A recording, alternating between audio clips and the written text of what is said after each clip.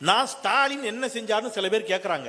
நான் இப்போ ஸ்டாலின் அரசு போட்ட திட்டங்களை எல்லாம் அடுக்க போகிறேன். நீங்கள் எண்ணிக்கிட்டே வரணும். நான் மேக்ஸில் வீக். நீங்கள் எண்ணணும் எத்தனை திட்டம்னு. அண்ணாச்சி அல்லாச்சி ஃபுல் ஃபார்மில் இருக்கிறார் அண்ணன். இப்போ நான் சொல்ல சொல்ல நீங்கள் எண்ணணும். கரெக்டாக நான் கேட்கும்போது கை தூக்கி யாரு கரெக்டாக பதில் சொல்கிறீங்களோ அவங்களுக்கு அண்ணாச்சி 500 ரூபா கொடுப்பாரு. ஓகேவா?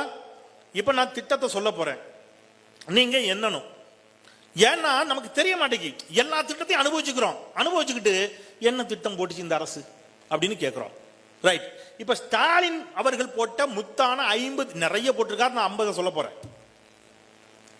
கலைஞர் மகளிர் உரிமை தொகை திட்டம் ஸ்டார்ட் ஆயிடுச்சு. என்னன்னு நீங்க இப்ப கலைஞர் மகளிர் உரிமை தொகை திட்டம், விடியல் பயண திட்டம், நான் முதல்வன் திட்டம், புதுமை பெண் திட்டம், தமிழ் புதல்வன் திட்டம், இல்லம் தேடி கல்வி, முதலமைச்சரின் காலை உணவு திட்டம், சென்னையில் கலைஞர் பன்னோக்கு மருத்துவமனை, மதுரையில் கலைஞர் நூற்றாண்டு நூலகம், மதுரையில் ஜல்லிக்கட்டு மைதானம், கீழடியில் அருங்காட்சியகம், அம்பேத்கர் அயலக கல்வி உதவித்தொகை திட்டம், உயர்வுக்கு படி என்ற திட்டம், வடசென்னை வளர்ச்சி திட்டம், ஒருங்கிணைந்த ஜவுளி பூங்கா சேலத்தில், மக்களுடன் முதல்வர், நம்மை காக்கும் 48, முதலமைச்சரின் முகவரி, மக்களை தேடி மருத்துவம், 5570 வழக்குகளை திரும்ப பெற்றார், பெண் காவலர்களுக்கு பாதுகாப்பு பணியிலிருந்து சிறப்பு விலக்கு, சென்னையில் மெட்ரோ 2ஆம் கட்ட பணிகள், சென்னையில் அதிமுக தொடங்கி முடிக்கப்படாமல் இருந்த கிளாம்பாக்கம் பேருந்து நிலையத்தை முடித்து திறந்து வைத்தார், திருச்சியில் விமான நிலையத்திற்கு ஈடாக ஒரு திருச்சியில் அதிநவீன பேருந்து நிலையம், மாவட்டந்தோறும் நியோ டைடல் பார்க், அனைத்து சாதியினரும் அர்ச்சகர்கள், பெண்கள் ஓதுவார்களாக நியமனம், 3000 கோயில்களுக்கு மேலாக குடமுழுக்கு, ஹஜ் பயணிகளுக்கு தங்கும் விடுதி, பெண்களுக்கு தோழி விடுதி, பெண்கள் பெயரில் பத்திரப்பதிவு செய்தால் கட்டணத்தில் 1 விழுக்காடு விலக்கு, மாற்றுத்திறனாளிகளுக்கு உள்ளாட்சி அமைப்புகளுக்கு பிரதிநிதித்துவம், 37 புதிய அரசு கலைக்கல்லூரிகள், 120 மின்சார தாழ்தள பேருந்துகள், 3103 புதிய மினி பஸ் வழித்தடங்கள், முதல்வர் மலிவு விலை மருந்தகம், 2 லட்சம் விவசாயிகளுக்கு புதிதாக இலவச மின் இணைப்பு, பெட்ரோல் லிட்டருக்கு 3 ரூபாய் குறைப்பு, ஆவின் பால் லிட்டருக்கு 3 ரூபாய் குறைப்பு, பதவி ஏற்றதும் கொரோனா நிவாரண நிதி, கொரோனா சிகிச்சைகளுக்கு இலவச காப்பீடு, கொரோனாவால் பெற்றோரை இழந்த குழந்தைகளுக்கு 5 லட்சம் ரூபாய் வங்கிகள் வைப்பு தொகை, கொரோனாவால் பெற்றோரை இழந்த குழந்தைகளை பராமரிக்க மாதம் 3000 ரூபாய், சென்னையில் வெள்ள பாதிப்பை தடுக்க வடிகால் பணிகள், திருப்போரூரில் 4375 ஏக்கரில் புதிய ஏரி, கிண்டியில் குதிரை பந்தய மைதானத்தில் வெள்ள வடிகாலுக்காக 4.6 மில்லியன் கன அடி கொள்ளளவு கொண்ட 4 குளங்கள், நெல்லையில் 54,000 சதுர மீட்டர் பரப்பளவில் பொருணை அருங்காட்சியகம், கல்லூரி மாணவர்களுக்கு லேப்டாப், மறுவாழ்வு முகாம்களில் உள்ள இலங்கை தமிழர்களுக்கு இலவச வீடுகள், வெற்றி நிச்சயம் திட்டத்தின் மூலம் இளைஞர்களுக்கு திறன் மேம்பாட்டு பயிற்சி. எத்தனை திட்டம்? யாரு கரெக்டா? இங்க ஃபர்ஸ்ட் 50 வந்துருச்சு. சரி, எல்லாம் பாருங்க. தம்பிங்க என்னீங்களாடா? யாராவது தம்பிங்க நீங்க எத்தனைடா? என்ன 49? சரி, 50. Right, okay. அங்கே அக்காவும் கரெக்டா சொல்லிட்டீங்க. அந்த தம்பி எந்திரா. நீதான்டா, நீதான் எந்திரி. உனக்கு பின்னாடி நீதான்டா எந்திரியா. எத்தனை திட்டம்? 50. இங்க வா, நீ ஓடியா மேடைக்கு வா. அண்ணன் வந்து 500 ரூபா வாங்கிட்டு போயிரு. வா. நீங்களும் கரெக்டா சொல்றீங்க. நீங்க கட்சிக்காரங்கல்ல, அவன் இளைஞன்ல, இளைய சமூகத்துக்கு வழி கொடுப்போம். நீங்க கட்சிக்காரங்க தானே. நீங்க நாளைக்கு காலையில் போய் அண்ணனை பார்த்துருவீங்க. தம்பி இளைய சமூகத்துக்கு வழி கொடுக்கணும்ல, அதுக்காக ஓடியாடா. தம்பிக்கு கை தட்டுங்க. அருமையா. இந்த பாரு, அமைச்சர் கையால. இது ஏன் தெரியுமா? உங்களை மேடை கூப்பிடுறேன். இளைஞர்களுக்கு இவ்வளவு திட்டம் இந்த அரசு செஞ்சிருக்குங்கிறது தெரியணும். இன்னைக்கு திடீர்னு யாரோ வந்து திமுக என்ன செய்தது அப்படின்னு கேட்கறாங்கல்ல, அதுக்கு இவ்வளவு திட்டங்களை திமுக செய்திருக்கிறது அப்படிங்கிறது தெரியணுங்கிறதுக்காக தம்பிக்கு. தம்பி என்ன படிக்கிறீங்க? என்ன பேரு? சுரேஷ். மகிழ்ச்சி தம்பி, வாழ்த்துக்கள். நல்லா படிங்க. இப்போ இந்த மாதிரி தம்பிகளுக்குன்னு ஒரு திட்டம் போட்டிருக்காரு நம்ம முதலமைச்சர். இது 50 திட்டம் சொன்னல. நான் முதல்வன் திட்டம்னு ஒண்ணு. இந்த நான் முதல்வன் திட்டம் என்ன பண்ணிருக்குன்னு சொல்லட்டுமா? இப்ப இந்த தம்பி வீட்லயோ, நீங்க படிக்கிற தம்பிங்க வீட்லயோ, மற்றவங்க வீட்லயோ டிவி இருக்கும், கரண்ட் இருக்கும், எல்லாம் இருக்கும். ஏசி எல்லாம் வச்சு கூட வச்சிருப்பீங்க. இந்த வசதி வாய்ப்பு எது? தம்பிங்களா கவனிங்கடா. டேய் தம்பிங்களா கவனிங்க. இந்த வசதி வாய்ப்பு, உங்களை விட வசதி வாய்ப்பே இல்லாத ஒரு தங்கை, மலைவாழ் பழங்குடியின மாணவி, மலை மேல இருக்கும் அவங்க வீடு, ஒரு சின்ன குடிசை வீடு. எந்த வசதியும் கிடையாது அந்த பாப்பாவுக்கு, அந்த தங்கச்சிக்கு. ஆனா நல்லா படிப்பா. நம்ம முதலமைச்சர் அந்த பாப்பாவை தேர்ந்தெடுத்து நான் முதல்வன் திட்டத்தின் கீழ் அவளுக்கு பயிற்சி கொடுத்து இன்னைக்கு அந்த பாப்பா, அந்த தங்க எங்க போயிருக்கா தெரியுமா? சென்னையில் ஐஐடி கேள்விப்பட்டிருக்கீங்களா? ஐஐடிக்குள்ள நம்ம போக முடியுமா? ஒரு மலைவாழ் பழங்குடியின மாணவி. தம்பிகளா, உங்களை மாதிரி ஒரு தங்கச்சி மலைவாழ் பழங்குடியின மாணவி தமிழ்நாடு அரசினுடைய, நம்முடைய முதலமைச்சரினுடைய நான் முதல்வன் திட்டத்தின் கீழ் பயிற்சி பெற்று சென்னையில் இருக்கக்கூடிய ஐஐடிக்குள் நுழைந்திருக்கிறாள் என்று சொன்னால் இந்தியாவில் வேறு எந்த முதலமைச்சராலும் இதை சாத்தியப்படுத்தி காட்ட முடியாது. எவ்வளவு திட்டங்கள்!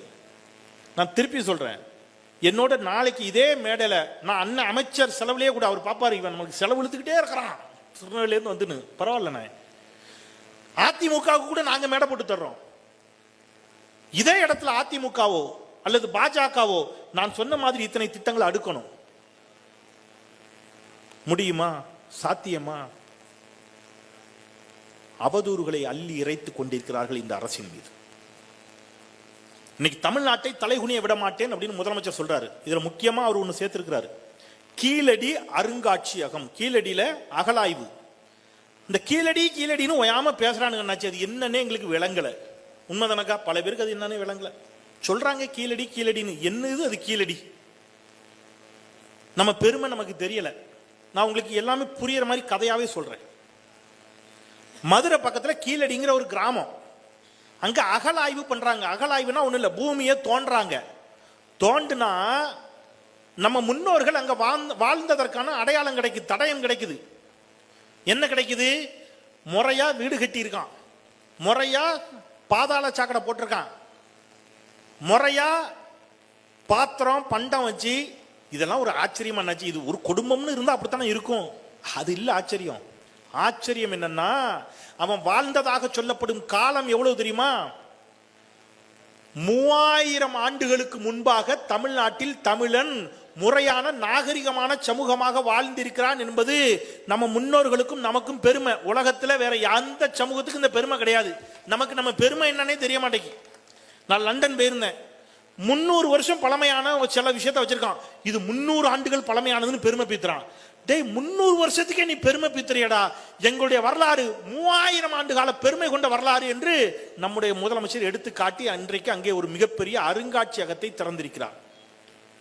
இன்றைக்கு ஏன் எடப்பாடி பழனிசாமி மீது நமக்கு கோபம் வருதுன்னா, தமிழ்நாட்டை தலைகுனிய வைத்து விட்டார் எடப்பாடி.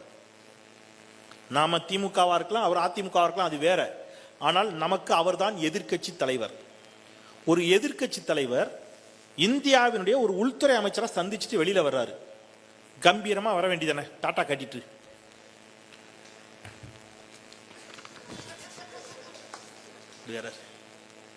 முகத்தை மூடிட்டு, நான் தான் சொன்னேன், இந்த 23ஆம் புலிகேசியில் ஒரு பட்டம் கொடுப்பானுங்க வடிவேலுக்கு. இனிமேல் அமித்ஷாவை பார்த்துவிட்டு முகத்தை மூடிக்கொண்டே வந்ததால் இன்று முதல் நீங்கள் முகமூடியார் என்று எல்லோராலும் அன்போடு அழைக்கப்படுவீர்கள்னு ஒரு பட்டம் கொடுத்தலாம். எடப்பாடியார் அல்ல அவர். இன்று முதல் முகமூடியார். அவமானமா இருக்கு, கேவலமா இருக்கு தமிழ்நாட்டுக்கு. ஒரு எதிர்க்கட்சி தலைவர் இப்படியா போய் நீங்கள் முதலமைச்சராக இன்னைக்கு சொல்லிட்டாரு, எங்களுடைய ஆட்சியை காப்பாற்றி கொடுத்ததே பாஜக தான், அதற்கு நன்றி கடனாக தமிழ்நாட்டினுடைய அனைத்து உரிமைகளையும் அடகு வைத்து விட்டு வந்துவிட்டார். நீட்டில் ஆரம்பிச்சு ஒன்னையும் கொண்டு போய் டெல்லிக்கு அடமானம் வைத்து விட்டு வந்தவராக இன்றைக்கு நிற்கிறார். இதெல்லாம் மீட்க வேண்டும் என்பதற்காகத்தான் இன்றைக்கு தமிழ்நாட்டை தலைகுனிய விட மாட்டேன் என்று நம்முடைய முதலமைச்சர் ஒரு உறுதிமொழியை ஏற்க சொல்லி இன்னைக்கு இந்த கூட்டத்தை நடத்தி தமிழ்நாடு முழுவதும் இன்றைக்கு இந்த கூட்டம் நடைபெற்றுக் கொண்டிருக்கிறது. நம்முடைய பெருமை என்ன நமக்கு முதல்ல தெரியணும். தமிழ் மொழியை அழித்து ஒழிக்க வேண்டும் என்று பாரதிய ஜனதா கட்சி அரசு துடித்துக் கொண்டிருக்கிறது. சமஸ்கிருதத்தை கொண்டு வந்து திணிக்க முயற்சிக்குது. நம்முடைய மொழி எவ்வளவு தொன்மையானது, எவ்வளவு பெருமையானதுன்னு உங்களுக்கு எத்தனை பேருக்கு தெரியும்னு தெரியல.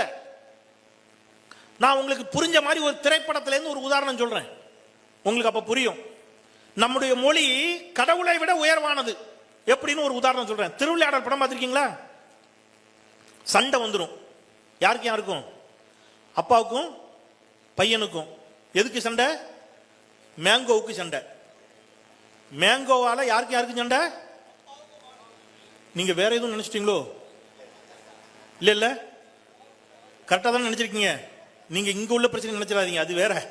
அதுலயும் சண்டை தான், அதுலயும் மாம்பழத்துக்கு தான் சண்டை, அப்பாவுக்கும் பையனுக்கும். அதை விட்டுருங்க.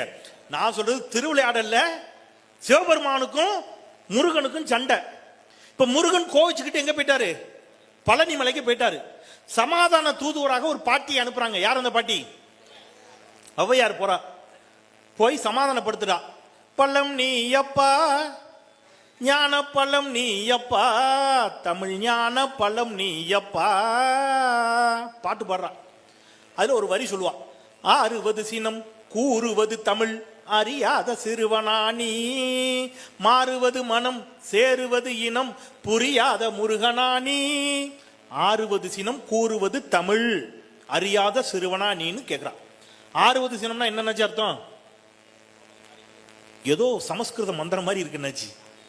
60 சினம்னா கோவப்படாத, கோவத்தை கட்டுப்படுத்துன்னு அர்த்தம். 60 சினம் கூறுவது தமிழ் அறியாத சிறுவனானி முருகான்னு கேட்கா. நான் ஔவையாருக்கு என் போன்ல இருந்து ஒரு போன் போட்டேன். கதை விடுதான் பாரு. ஔவையாருக்கு போன் போட்டானா? யாரோ அரசியல்வாதிகள் ஆமக்கறி சாப்பிட்டேன், அரிசி கப்பலை சுட்டேன்னு கதை விடும்போதெல்லாம் நம்புறீங்கல்ல, இதையும் கேளுங்க. நான் ஔவையாருக்கு ஒரு போன் போட்டேன். ஏன் பாட்டி பொய் சொல்ற? எங்க அப்பா தமிழ் ஆசிரியர், நான் தமிழ் படித்தவன். ஆத்திச்சூடினா என்னன்னு எனக்கு தெரியும். அறம் செய்ய விரும்பு.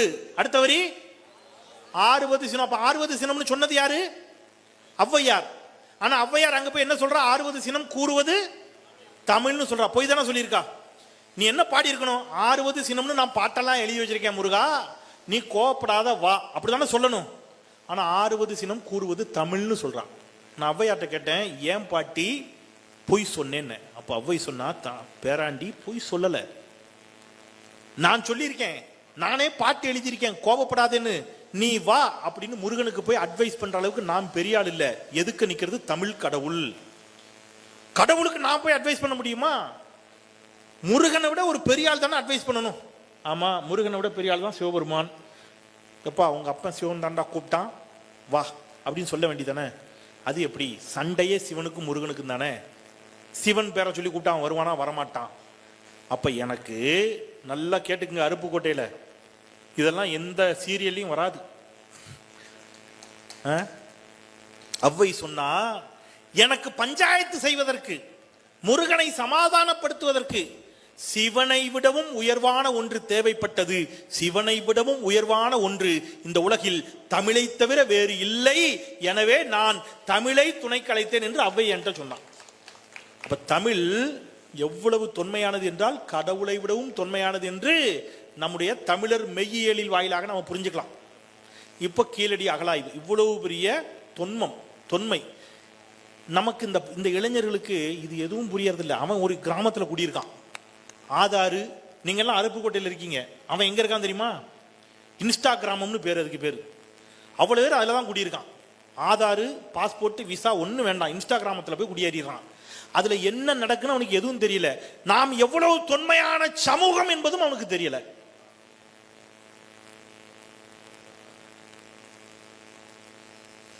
உலகில் மனிதன் காட்டு மிராண்டியாக ஆடை அணியாமல் நிர்வாணமாக உலகின் பல நாடுகளில் சுற்றி திரிந்து கொண்டிருந்த பொழுது உன் தாத்தனி என் தாத்தனி எப்படி இருந்தான் தெரியுமா? நம்ம முதலமைச்சர் தான் அதை எடுத்து காட்டினார். தூத்துக்குடி பக்கத்துல சிவகலை என்ற ஒரு ஊரு. அந்த சிவகலையில முதுமக்கள் தாலினா என்னன்னா, இறந்து போனவங்கள ஒரு பெரிய நெற்குதிர் மாதிரி வச்சு அதுக்குள்ள புதைச்சிருவான். அப்படி புதைக்கும் போது கொஞ்சம் நெல் மணிகள் தானியங்கள் எல்லாம் போட்டு புதைப்பான். அப்படி போட்டு புதைக்கப்பட்ட அந்த முதுமக்கள் தாலி கண்டுபிடிக்கப்படுகிறது. அதில் இருந்து சில நெல் மணிகள் கிடைக்கின்றன. அந்த நெல் மணிகளை நம்முடைய முதலமைச்சர் முத்துவேல் கருணாநிதி ஸ்டாலின் அமெரிக்காவுக்கு அனுப்பி ஆய்வு செய்யுங்கிறார். இது எத்தனை ஆண்டு காலம் பழமையான நெல்மணிகள் கண்டுபிடிப்போன்னு அமெரிக்காவுக்கு அனுப்பி கார்பன் டெக்னாலஜி, கரிம பகுப்பாய்வு அப்படிங்கிற ஆய்வுக்கு உட்படுத்தி அந்த நெல்மணிகளின் ஆயுட்காலம் என்னன்னு கண்டுபிடிச்சோம். அது எத்தனை ஆயிரம் ஆண்டுகள் பழமையான நெல்மணிகள் தெரியுமா தம்பிகளே? அண்ணாச்சிலாம் அங்க இருக்கீங்க, அக்காலாம் இருக்கீங்க. அந்த நெல்மணிகளினுடைய ஆயுட்காலம் 3500 ஆண்டுகள் பழமையானவை. எனில் என்ன அர்த்தம் தெரியுமா? உங்களுக்கு புரியுதான்னு தெரியல. இப்ப 2025 இருக்கோம். கிறிஸ்து பிறந்து 2025 வருஷம் ஆச்சு. கிறிஸ்து பிறப்பதற்கும் 1000 ஆண்டுகளுக்கு முன்பாக உலகில் ஒரு சமூகம் முறையாக வாய்க்கா வெட்டி, வரப்பு வெட்டி, நீர்வாய்ச்சி, நெடுவயல் நிறைய கண்டு முறையான ஒரு வேளாண் சமூகமாக உலகில் வாழ்ந்த ஒரு சமூகம், ஒப்பற்ற சமூகம் தமிழ் சமூகம் என்பது இதற்கான சான்று. இதை இன்னைக்கு இந்தியாவில் உலக நாடுகளுக்கு மத்தியில் கொண்டு போய் நம்ம முதலமைச்சர் வைத்தார். உலக நாடுகள்லாம் ஏத்துக்கிட்டான், ஒரே ஒருத்தரை தவிர. அவர் நம்முடைய பிரதமர் நரேந்திர தாமோதர் தாஸ் மோடி. அவர் இதை ஏற்றுக்கொள்ள மறுக்கிறார். பாஜக இந்த கீழடி அகழாய்வுகளை ஏற்றுக்கொள்ள மறுக்கிறது. ஏன்? ஏன்னா தமிழர் நாகரிகம், என் நாகரிகம், உங்க நாகரிகம், நம்முடைய நாகரிகம் தான் உலகின் தொன்மையான நாகரிகம் என்று நிறுவப்பட்டு விடும் என்று அஞ்சுகிறது பாஜக. இதுல என்ன சார் பயப்படுறதுக்கு என்ன சார் இருக்கு? ஆமான்னு சொல்லிட்டு போக வேண்டியதானேன்னா, உங்களுக்கு புரியுற மாதிரி சொல்றேங்கா. இது ஒரு சண்டை. இந்த சண்டைக்கு பேரு ஆரிய திராவிட சண்டை. அவன் என்ன சொல்றான்? ஆரியர்கள் தான் தொன்மையான சமூகம், ஆரியர்கள் தான் தொன்மையான சமூகம், சமஸ்கிருதம் தான் பழமையான மொழி, வேத நாகரிகம் தான் தொன்மையான நாகரிகம் அவன் சொல்றான். அது இல்லை, தமிழ் தான் தொன்மையான மொழி, தமிழர்கள் தான் தொன்மையானவர்கள், திராவிட நாகரிகம் தான் தொன்மையானது என்று ஆதாரங்களோடு இன்றைக்கு நிறுவி இருக்கிறார் நம்முடைய முதலமைச்சர் முத்துவேல் கருணாநிதி ஸ்டாலின். இந்த சண்டை தான் இப்ப நடந்துட்டு இருக்கு. இதை ஏற்றுக்கொள்ள மறுக்கிறது பாஜக. பாஜக ஏற்றுக்கொள்ள மறுக்கும், தெரிஞ்சதுதான். இந்த பாஜகவிற்கு துணை போய் தமிழ்நாட்டிற்கும் தமிழ் சமூகத்திற்கும் துரோகம் இழைத்துக் கொண்டிருக்கிறார் எடப்பாடி பழனிசாமி. இப்ப இன்னும் 6 மாசத்துல தேர்தல் வருது. நீங்க யோசிச்சு பாருங்க, எந்த பொதுக்கூட்டமா இப்படி நடக்குமா? இப்ப இன்னைக்கு ஒரு பொதுக்கூட்டம் போட்டோம், மனசாட்சியோட திங்க் பண்ணுங்க, ஒரு பொதுக்கூட்டம் எப்படி இருக்கும்? யாராவது 4 பேரை விட்டு டான்ஸ் ஆட விடுறான் சில கட்சியில, இல்லையா? பேசுறவர் என்ன செய்யறாரு? எதிர்கட்சிக்காரனா வண்ட வண்டியா கெட்ட வார்த்தை போட்டு டபுள் மீனிங் டயலாக்ல திட்டுவார். சில கட்சிகள் அப்படித்தான் நடக்குது. ஆனா இந்த பொதுக்கூட்டம் எப்படி ஆரம்பிச்சது? தமிழ்நாட்டை தலைகுனிய விட மாட்டோம் என்று ஒரு உறுதிமொழி எடுக்கிறோம். பேச வந்திருக்கிறனா ஹோம்ஒர்க் பண்ணிட்டு வந்து இவ்வளவு திட்டங்கள் அந்த அரசு தந்திருக்குது, தமிழின் தொன்மை என்ன, கீழடி நாகரிகம் என்ன, ஆரிய திராவிட நாகரிகம் என்ன என்று பேசிக் கொண்டிருக்கிறேன் என்று சொன்னால் இது திமுக மேடையை தவிர வேறு எந்த மேடையிலும் சாத்தியம் இல்லாத ஒன்று. அதனாலதான் பேரறிஞர் அண்ணா சொல்லுவார், திராவிட முன்னேற்ற கழகத்தினுடைய பொதுக்கூட்டங்கள் என்பது மாலை நேரத்து பல்கலைக்கழகங்கள். நீங்க இங்க இருந்து போகும்போது 4 செய்தியோட போகணும். போறது மட்டும் முக்கியம் அல்ல, தெளிவா புரிஞ்சுக்கணும். இன்னும் 1 வருஷம் தான் இருக்கு தேர்தலுக்கு. இந்த ஓராண்டு தான் தேர்தலுக்கு. 4 ஆண்டுகள்ல இவ்வளவு திட்டம் தந்திருக்கிறாரே நம்முடைய முதலமைச்சர். இப்ப நான் கேட்கிற கேள்விக்கு இங்க மனசாட்சியோட பதில் சொல்லணும். மகளிர் உரிமை தொகை இங்க யாருக்கெல்லாம் வருது? அக்கா சும்மா கை தூக்குங்க. வந்து வாங்கிட்டு வாங்கலன்னு சொன்னாச்சுன்னா அண்ணாச்சி வந்து செக் பண்ணுவாங்க. அப்புறம் இத்தனை பேருக்கு வருது, நல்லதுக்கா கீழே போட்டுருங்க. மகளிர் உரிமை தொகை உங்களுக்கு ஏன் கொடுக்குறாரு தெரியுமா நம்ம முதலமைச்சர்? நீங்க எல்லாம் ஓட்டு போடணும், உங்க ஓட்டுக்காக அப்படிலாம் இல்ல. முதலமைச்சர் இதை சொல்லியிருக்காரு, வெளிப்படையா சொல்லியிருக்காரு. மகளிர் உரிமை தொகை உங்களுக்கு கொடுக்கறதுக்கான காரணத்தை தயவு செய்து புரிஞ்சுக்குங்க. அது வெறும் சும்மா 1000 ரூபாய் கொடுக்கறது அப்படி அல்லக்கா.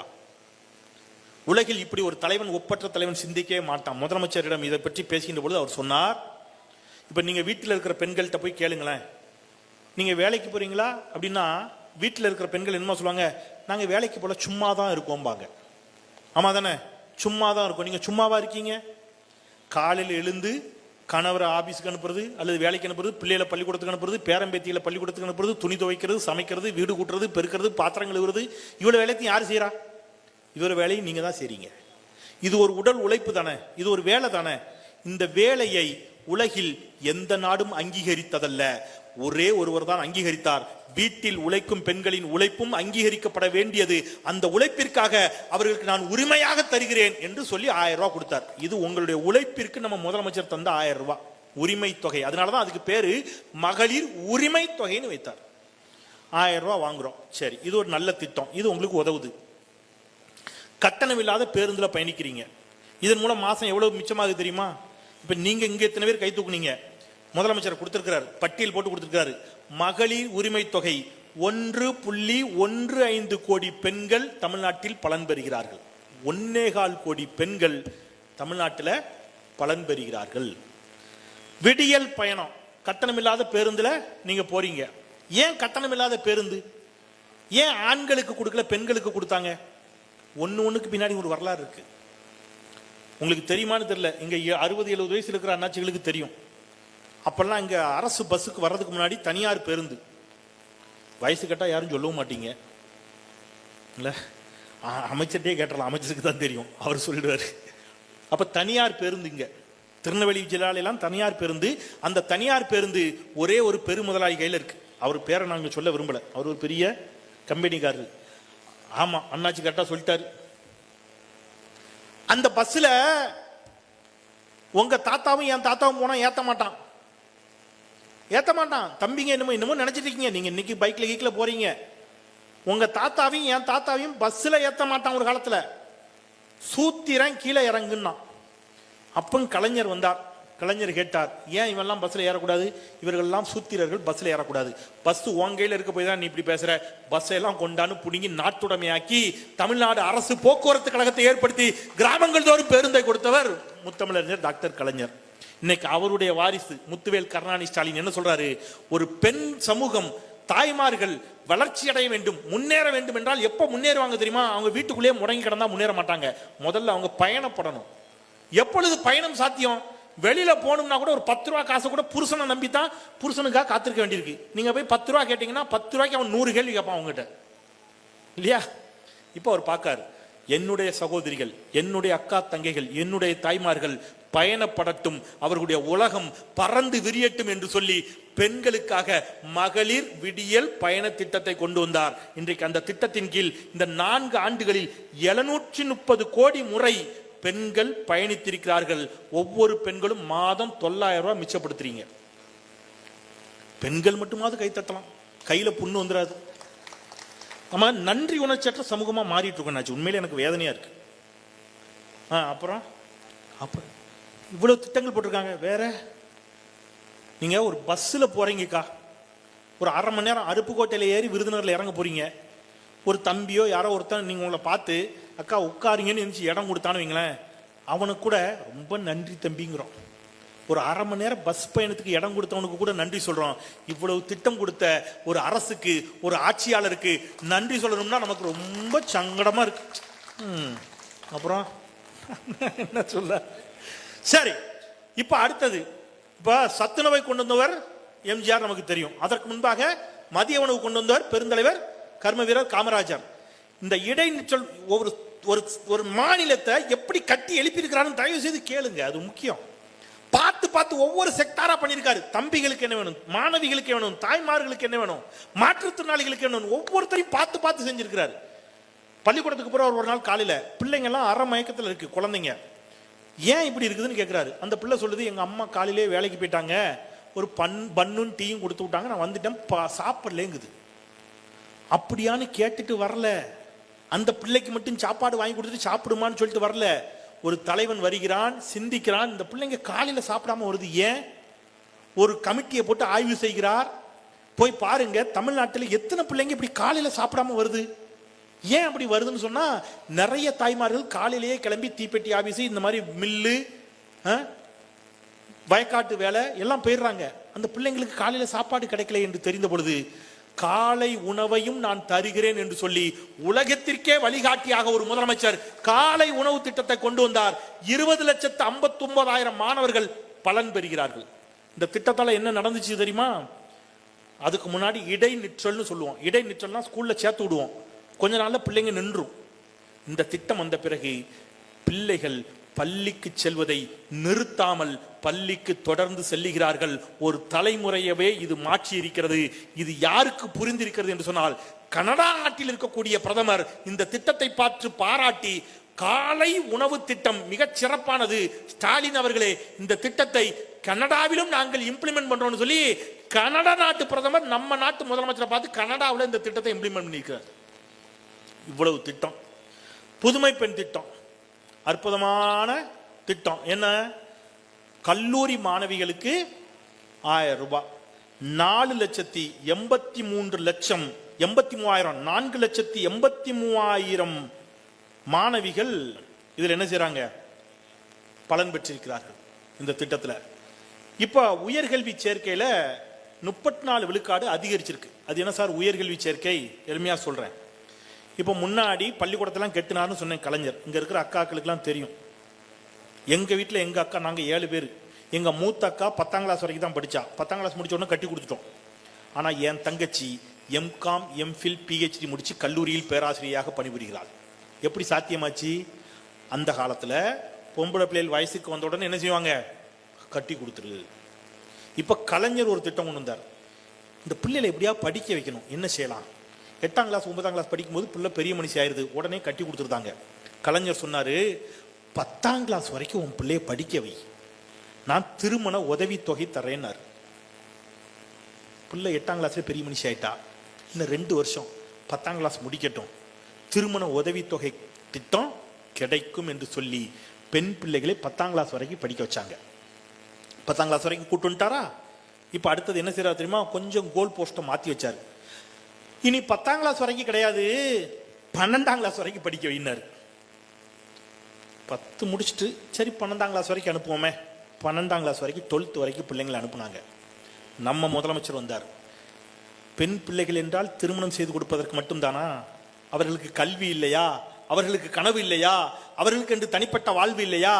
இதோ அந்த பிள்ளைகளை கல்லூரிக்கு அனுப்பு, மாதம் 1000 ரூபாய் நான் உனக்கு தருகிறேன் என்று ஒரு திட்டத்தை போட்டாரு. இன்னைக்கு 34 விழுக்காடு உயர்கல்வி சேர்க்கை அதிகரித்திருக்கிறது. அப்படின்னா என்ன அர்த்தம்னா, முன்னாடி 30 பிள்ளைகள் சேர்ந்துச்சுன்னா இப்ப 64 பிள்ளைகள் காலேஜுக்கு போகுது. அதுல உங்க பங்காளி பிள்ளைங்க, உங்க சொந்தக்கார பிள்ளைங்க, ஏன் உங்க பிள்ளைங்களே கூட இருக்கலாம். இப்படி ஒவ்வொரு திட்டமாக பார்த்து பார்த்து செய்கிறார். நான் முதல்வன் திட்டத்தில் 3 வருடங்களில் 41,38,833 மாணவர்கள் பலன் பெற்றிருக்கிறார்கள். மக்களை தேடி மருத்துவம் சொல்லிக்கிட்டே போலாம். நான் 2 திட்டத்தை மட்டும் சொல்லிடுறேன், முக்கியமான திட்டங்களை. இன்னுயிர் காப்போம் திட்டம். அது என்னன்னா, வாழ்க்கை தானே, எல்லாருக்கும் எப்போ வேணாலும் என்ன வேணாலும் ஆகும். விபத்து திடீர்னு ஆயிடுது, ஒரு ரோட்ல போறோம், ஒரு ஆக்சிடென்ட் ஆயிடுது, பல உயிர்கள். நீங்க அந்த சினிமாவில் பார்த்தீங்கன்னா தெரியும், இந்த கண்ணாடியை கலத்திட்டு டாக்டர் சொல்லுவார், ஐ எம் வெரி சாரி, ஒரு 5 நிமிஷத்துக்கு முன்னாடி கூட்டு வந்தீங்கன்னா காப்பாற்றி இருக்கலாம். இந்த டைலாக் கேள்விப்பட்டிருக்கீங்களா? அது உண்மை. 5 நிமிடம் 10 நிமிடத்தில் கூட ஒரு உயிரை காப்பாற்ற முடியும். ஆனால் என்ன சிக்கல்னு கேட்டிங்கன்னா, ஒரு ஆக்சிடென்ட் ஆயிடுச்சு, ஒருத்தரை தூக்கிட்டு ஜிஹெச்சுக்கு போகணும். ஜிஹெச்சுக்கு போகிறதுக்கு ஒரு 20 நிமிஷம் ஆகும், ஒரு 1/2 மணி நேரம் ஆகும்னு வைங்க. அதுக்குள்ளே அவர் இறந்துருவார். பக்கத்திலே ஒரு தனியார் ஹாஸ்பிட்டல் இருக்கும், ஆனால் அங்கே சேர்க்கறதுக்கு பயம். சேர்த்தா நிறைய பில்லு வருமோ. ஒரு முதலமைச்சர் வந்தார், இன்னுயிர் காப்போம், நம்மை காக்கும் 48ன்னு சொன்னாரு. ஒரு விபத்து நடக்குதுன்னா அருகில் இருக்கக்கூடிய தனியார் மருத்துவமனையில் கொண்டு போய் அவங்கள சேர்த்தீங்கன்னா ஃபர்ஸ்ட் எய்டு, முதல் உதவி, அவர்களுடைய உயிரை காப்பாற்றுவதற்கான அனைத்து சிகிச்சைகளையும் நீங்கள் அங்கே செய்து கொள்ளலாம். அந்த கட்டணத்தை இந்த அரசே தரும் என்று சொன்னார். எத்துணை குடும்பங்கள் இதனால் காப்பாற்றப்பட்டிருக்கின்றன தெரியுமா? இதெல்லாம் உங்களுக்கு கேட்கும்போது சாதாரணமா தெரியும். ஒரு ஆக்சிடென்ட்ல ஒருத்தன் இறந்து போயிட்டான்னு வைங்க, அவன் பிள்ளைல அனாத. நீங்க அதுக்கப்புறம் 5 லட்சம் கொடுக்கலாம், 10 லட்சம் கொடுக்கலாம், அது வேற. அந்த குழந்தை குட்டி அனாத. பல குழந்தைகளை அனாதைகள் ஆகாமல் காப்பாற்றி இருக்கக்கூடிய திட்டம் இந்த மகத்தான திட்டம் என்பதை எத்தனை பேர் புரிந்து கொள்கிறீர்கள் என்பது எனக்கு உள்ளபடியே தெரியல. சொல்லிக்கிட்டே போலாம், இதுல அவ்வளவு திட்டம் இருக்குது. சுய உதவி குழுக்களுடைய கடன்களை தள்ளுபடி பண்ணியிருக்கிறாரு. இப்போ இங்க நலம் காக்கும் ஸ்டாலின் போயிருக்கீங்களா? அந்த மருத்துவ முகாம் உங்களுடன் ஸ்டாலின். நிறைய பேர் சொல்றாங்க போயிட்டு, ஐயா பல வருஷமா அலைஞ்சேன் பட்டா மாத்துறதுக்கு, சிட்டா மாத்துறதுக்கு, இந்த திட்டத்துக்கு போனேன், எனக்கு எளிமையாக இன்றைக்கு வேலை முடிந்து விட்டது. இவ்வளவு செய்ததனுடைய விளைவு இன்றைக்கு தமிழ்நாடு எங்க இருக்குதுன்னு கேட்டீங்கன்னா, நான் ஏற்கனவே சொன்ன பொருளாதார வளர்ச்சியில் 11.19 விழுக்காடு, ஏற்றுமதி தயார் நிலை குறியீட்டில் முதலிடத்தில் தமிழ்நாடு, மின்னணு பொருட்கள் ஏற்றுமதியில் 53% வளர்ச்சியுடன் நாட்டிலேயே முதலிடத்தில் தமிழ்நாடு, மின்னணு ஏற்றுமதியில் முதலிடத்தில் தமிழ்நாடு, இந்தியாவிலேயே அதிக தொழிலாளர்களை கொண்டுள்ள மாநிலமாக தமிழ்நாடு. இப்படி தொடர்ந்து தமிழ்நாடு பல்வேறு இடங்களிலும் முன்னிலை மாநிலமாக. நாம என்ன பண்றோம்? ஒரு வரி சொல்லி நிறைவு செஞ்சிடறேன், நேரம் ஆயிடுச்சு. நமக்கு திடீர்னு என்ன ஆயிடுது, ஒரு நோய் இருக்கு நமக்கு. இப்ப இப்படியே போகும். 0.07 ஐயா எடப்பாடி விட்டுட்டு போனாரு. கஷ்டப்பட்டு நம்ம முதலமைச்சர் ஏறி வண்டியை ஓட்டி கொண்டு போய் சென்னை பக்கத்தில் கொண்டு போய் விடுவார். ஒரு மாற்றம்னு சொல்லி ஓட்ட மாத்தி போட்டுருவான் சில சமயம். அடுத்து வரணும் ரிவர்ஸ் கியர் போட்டு திருப்பி வண்டியை கொண்டு வந்து எங்க விட்டுருவான், போ திருப்பி விருதுநகருக்கோ அருப்புக்கோட்டைக்கோ. இந்த முறை அந்த தவறை வரலாற்றில் செய்துவிடக் கூடாது. ஒரு மாற்றம். என்ன மாற்ற போற? எதை மாற்ற போற? இந்த சொன்ன திட்டத்தெல்லாம் மாத்த போறியா? தமிழ்நாட்டை திருப்பி பீகாரா மாத்த போறியா? நான் ஒன்னு சொல்றேன் கேட்டுக்குங்க. எச்சரிக்கையாக சொல்றேன். வட இந்தியா முழுவதும் பயணித்தவன், அந்த அர்த்தத்தில் சொல்றேன். விளையாட்டா எண்ணிடாதீங்க. கொஞ்சம் பிசகி மீண்டும் திராவிட முன்னேற்ற கழகம் தமிழ்நாட்டில் ஆட்சி அமைக்க முடியாமல் போனால், ஒருவேளை அப்படி போனால் இழப்பு திமுகவிற்கல்ல, தமிழ்நாட்டிற்கு என்பதை மறந்து விடாதீர்கள்.